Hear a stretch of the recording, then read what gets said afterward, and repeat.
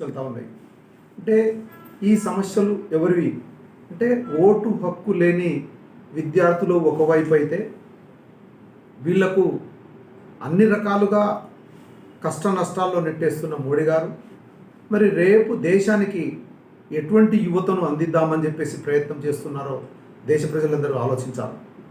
ఎందుకంటే లక్షల రూపాయలు వెచ్చించి కోటా లాంటి ప్రాంతంలో కోట్ల మంది విద్యార్థులు ఈ పోటీ పరీక్షలకు డబ్బు పెట్టేసి వాళ్ళు కోచింగ్ తీసుకుంటా ఉంటే రాత్రికి రాత్రే కొంతమంది దొంగల చేతిలో తాళం చేయి పెట్టినట్టుగా పరీక్ష పేపర్ తయారు చేసే ఉపాధ్యాయులకే అన్ని రకాల అవకాశాలు కల్పించేస్తే వాళ్ళ సెంటర్లలో కోచింగ్ తీసుకున్న విద్యార్థులకు ఫేవర్ చేసే విధంగా పేపర్ను లీక్ చేసేసి ఈరోజు విద్యార్థుల భవిష్యత్తు మొత్తాన్ని కూడా రోడ్డు మీద తీసుకొచ్చేసారు. మొదటిసారి నీట్ ఎగ్జామ్ జరిగి మళ్ళీ దాన్ని క్యాన్సిల్ చేసిన తర్వాత దాదాపు 40 మంది విద్యార్థులు దేశం మొత్తంలో కూడా ఆత్మహత్యలు మళ్ళీ ఎగ్జామ్ రాయలేమని చెప్పేసి 40 మంది విద్యార్థులు ఆత్మహత్యలు చేసుకున్నారు.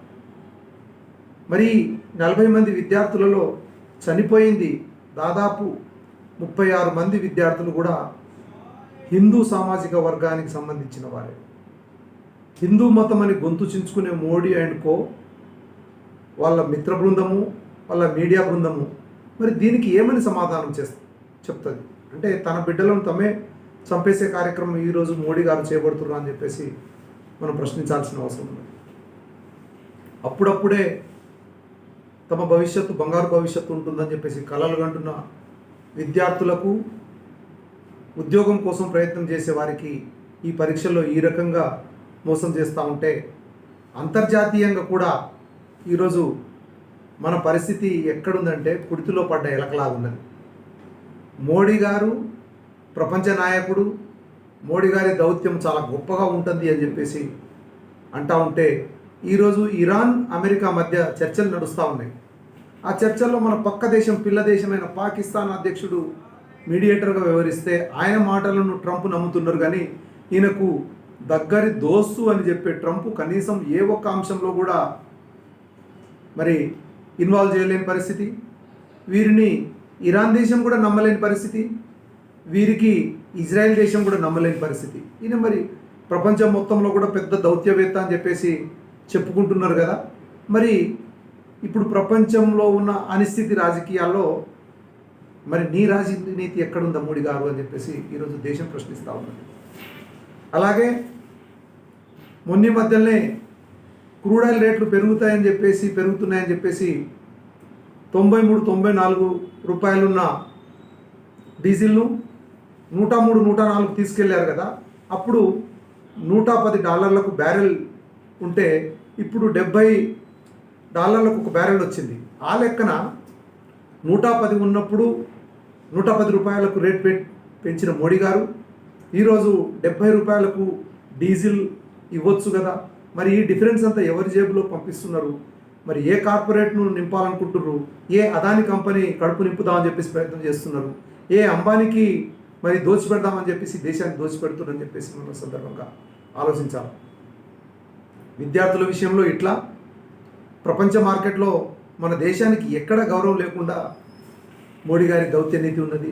ఇదంతా ఒక ఎత్తు అయితే ఈ మధ్యలో దేశం మొత్తం కూడా ఇదేమిటి సార్ అని చెప్పేసి చెప్పే విధంగా ఈ సార్ అనే ఒక ప్రక్రియను తీసుకొచ్చేసి ఓటర్లకు అగమ్య గోచరంలో పడేసి ఆగమాగం చేసేసి జనాలకు కన్ఫ్యూజ్ చేసే కార్యక్రమంలో ఈరోజు మోడీ గారు ఉన్నారు అని చెప్పేసి జనాలందరూ అనుకుంటున్నారు. అన్ని పత్రికలు ఘోషిస్తున్నాయి.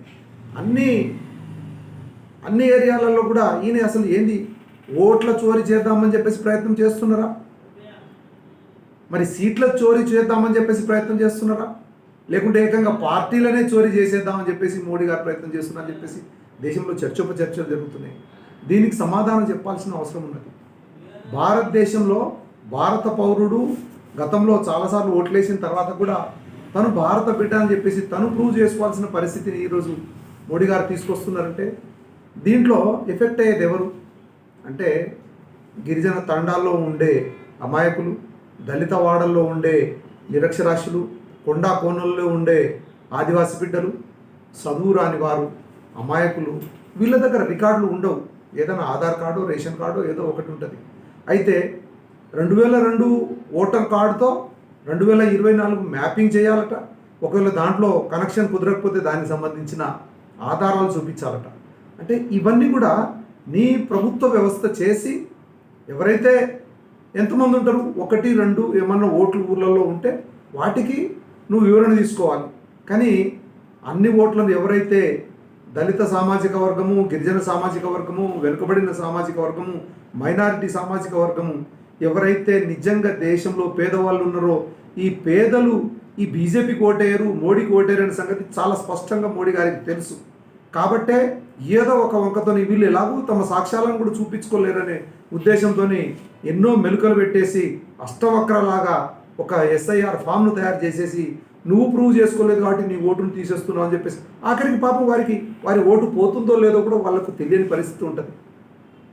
సో ఈ ఎస్ఐఆర్ ప్రక్రియ ద్వారా మనకు భారతదేశానికి స్వాతంత్రం వచ్చిన అప్పటి నుండి కూడా దాదాపు 5-6 సార్లు ఎస్ఐఆర్ ప్రక్రియ జరిగితే ఈసారి మాత్రమే అసలు ప్రపంచంలో లేని ఎక్కడ లేని చర్చ ఈరోజు భారతదేశంలో ఎస్ఐఆర్ గురించి చర్చ నడుస్తూ ఉన్నది.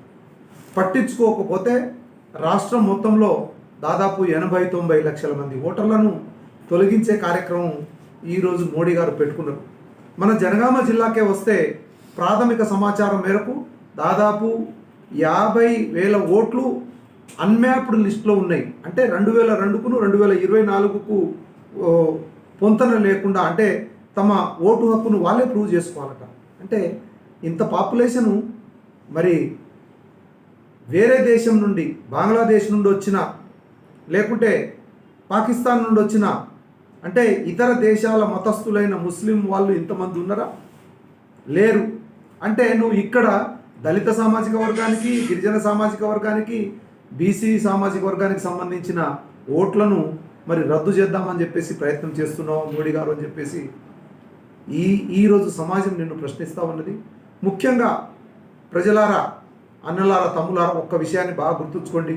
100 కుట్రలు చేస్తున్నాడు మోడీ గారు. ఏది? ఈ ఓటర్లను రద్దు చేసేసి తనకు అనుకూలమైన ఓట్లను మాత్రమే ఉంచుకొని మిగతా వాళ్ళందరినీ మోసం చేద్దామని చెప్పేసి ప్రయత్నం చేస్తున్నారు. ఈ ప్రయత్నంలో మనకేమవుతుంది అని చెప్పేసి మనం అప్రమత్తంగా లేకపోతే మన ఓట్లను రద్దుపరిచేసి చివరికి భారత పౌరులుగా మనం ప్రూవ్ చేసుకోలేని పరిస్థితికి ఈరోజు మోడీ గారు నెట్టడానికి ప్రయత్నం చేస్తున్నారనే సంగతిని ప్రతి ఒక్కరూ అర్థం చేసుకోవాలి. కాబట్టి విద్యార్థులు, ప్రతి ఒక్క విద్యార్థి ముఖ్యంగా ఈ ఏదైతే ఛాత్రం కి గుంజ్ రాహుల్ గాంధీ గారు చేపట్టారో దానికి మద్దతుగా దేశంలో ప్రతి ఒక్క విద్యార్థి, ఉద్యోగార్థులు వీళ్ళందరూ కూడా కదలాల్సిన అవసరం ఉన్నది. ఓట్ల విషయంలో మరి ప్రతి ఒక్క ఓటరు, ముఖ్యంగా మన తెలంగాణ రాష్ట్రంలో ప్రతి ఒక్క ఓటరు మనకేం కాదులే అని చెప్పేసి అనకుండా, ఎందుకంటే మన వేళ్లతోనే మన కళ్ళను పొడి చేసి మనం గుడ్డోళ్ళని చెప్పేసి ప్రూవ్ చేద్దామని చెప్పేసి ఈరోజు మోడీ గారు ముందుకు పోతా ఉన్నారు. కాబట్టి వారికి ఓటుతోనే బుద్ధి చెప్పాలంటే ప్రతి ఒక్కరు తమ ఓటును రక్షించుకోవాలా.